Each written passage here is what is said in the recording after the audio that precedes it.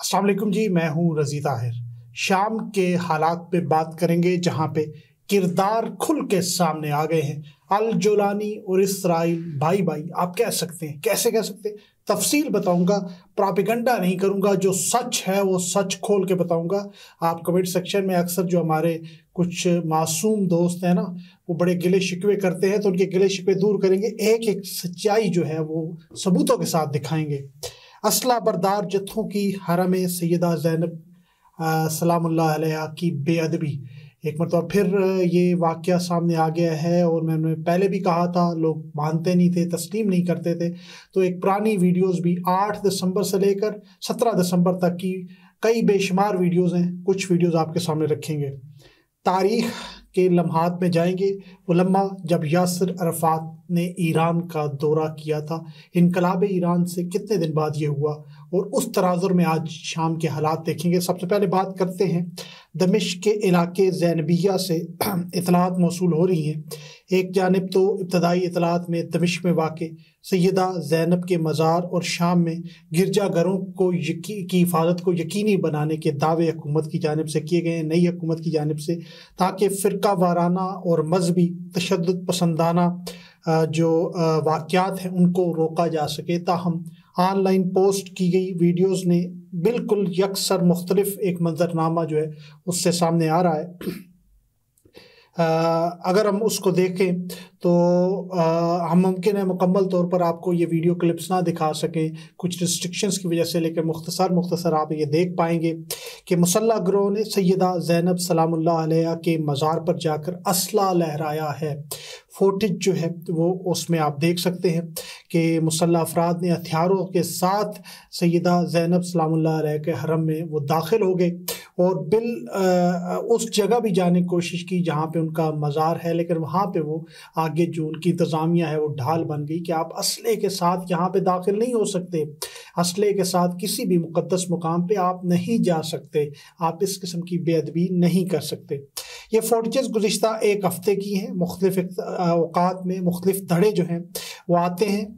उनकी कोशिश है ये है कि वहाँ के मकामी लोगों के मुताबिक कोशिश ये है कि मजहबी जज्बात को उभारा जाए, फ़िरका वाराना तशद्दुद को उभारा जाए।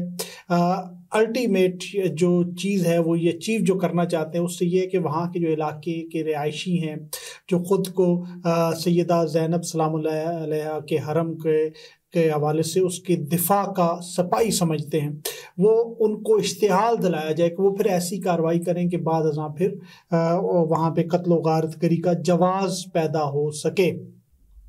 मैंने गुज़िश्ता वीडियो में कहा था जबकि वहाँ पे कुछ तोड़ फोड़ हुई है, वहाँ की इंतज़ामिया ने बताया कि हम बहाली के कामों में हैं, तो बहुत से लोगों ने कहा तोड़ फोड़ नहीं हुई। आप ये भी वीडियो देख लें। ये जो वीडियो आप देख रही 8 दिसंबर की वीडियो है, जब जत्थे दाखिल हुए और हरम के अंदर निज़ाम को दरम बरम किया था। तो वीडियो सबूत जो है वो आपके सामने है, मानना ना मानना वो आप पर है कि आप उसको मानते हैं या नहीं मानते। एक और फुटेज में देखें तो ज़ैनबिया के इलाके से जो लूट का सिलसिला है, लूट मार का सिलसिला वो जारी है। वहाँ के मुकामी रहायशियों के मुताबिक और मीडिया आउटलेट्स के मुताबिक अस्करियत पसंद गिरोह आते हैं, लोगों के कारोबार को लूटते हैं, नुकसान पहुँचाते हैं, और ज़्यादातर ये कोशिश ये है कि ज़ैनबिया के इलाके से लोग हिजरत कर जाएँ ताकि उन्हें इतना तंग किया जाए कि वो वहाँ से हिजरत पर मजबूर हो जाएँ। ये भी फुटेज में क्लियर जो है वो लूट का सिलसिला भी जारी है, वो भी आप देख सकते हैं। अल-मयादीन लबनान का चैनल है, उसके मुताबिक मज़ार के मुहाफ़िज़ीन ने कशीदगी को बढ़ने से रोकने के लिए पीछे हटने का फ़ैसला किया है। इस यकीन दहानी के बाद कि इस मुकाम की बेरुमती नहीं की जाएगी।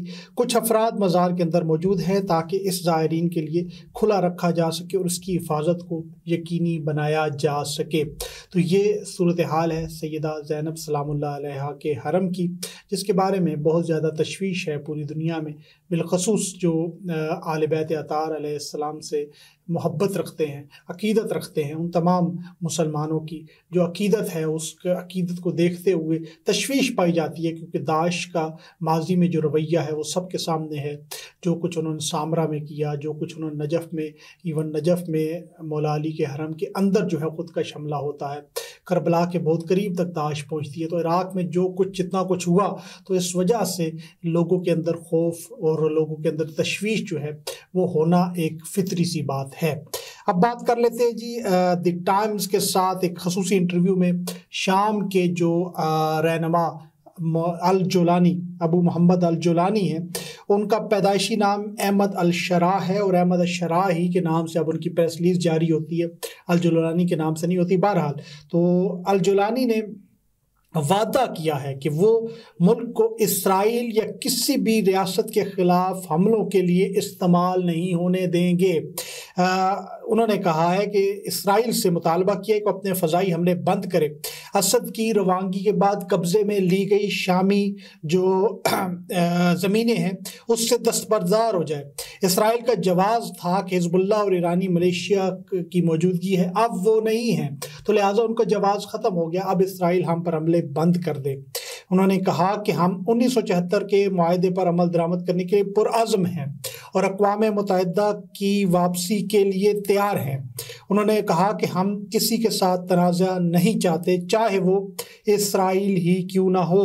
ہم شامی عوام کو سکون کی ضرورت ہے، ہم شامی عوام کی بہتری کے لیے، بحالی کے لیے کام کریں گے۔ اب بہت سے لوگوں کا یہ موقف آتا ہے جی دیکھیں ابھی انقلاب آیا ہے، ابھی ان کو ٹائم لگے گا، ابھی یہ ہوگا، ابھی وہ ہوگا۔ تو بہرحال یہ ساری جو بنیاد ہوتی ہے نا، جو آپ کی فاؤنڈیشن ہوتی ہے، وہ تو انقلاب کے فوراً بعد آپ بتاتے ہیں کہ یہ ہماری فاؤنڈیشنز ہیں، یہ ہماری بنیاد ہے، اس بنیاد پر ہمارا انقلاب کھڑا ہوگا۔ اگر آپ بنیاد میں یہ بتائیں کہ ہمارا اسرائیل سے کوئی جھگڑا نہیں، ہاں وہ تو بڑا اچھا ہے، وہ تو مسلمانوں کا قاتل نہیں ہے، 45,000 فلسطینی اس نے ابھی تو قتل نہیں کیے نا، یہ تو کوئی اور تھا، کوئی آ کے کر گیا۔ تو اگر بنیاد ہی آپ کی اتنی کھوکھلی ہے تو آپ کی عمارت بھی اتنی ہی کھوکھلی ہوگی۔ اور کل آپ پہلے میں نے کہا تھا اردن اور مصر، یہ خطے کے تمام جو قریب ملک ہیں اسرائیل کے، اسرائیل چاہتا ہے یہ ہماری بیعت قبول کر لیں، مصر نے قبول کر لی، اردن نے قبول کر لی، اب وہ شام سے چاہتا ہے قبول کر لیں۔ تو شام نے ایک طرح کی بیعت دے دی ہے کہ ہم آپ پر کوئی حملہ نہیں کریں گے، ہم آپ کو کوئی نقصان نہیں پہنچائیں گے، آپ ہمیں نقصان نہ پہنچائیں، ہم آپ کے خلاف اپنی سرزمین استعمال نہیں ہونے دیں گے، یعنی حماس کو آپ کی سرزمین نہیں دیں گے، حزب اللہ کو نہیں دیں گے، فلسطین کی دیگر مزاحمتی تنظیموں کو یہاں پہ ایکٹیو نہیں ہونے دیں گے۔ اس کا مطلب تو یہی بنتا ہے نا۔ تو بہرحال انہوں نے اب کہہ دیا ہے، اب وہ اسرائیل یہی چاہتا ہے کہ خطے کے تمام ممالک اس کی بیعت کر لے، تو شام اس کی بیعت کرنے جا رہا ہے، مجھے تو یہی لگ رہا ہے۔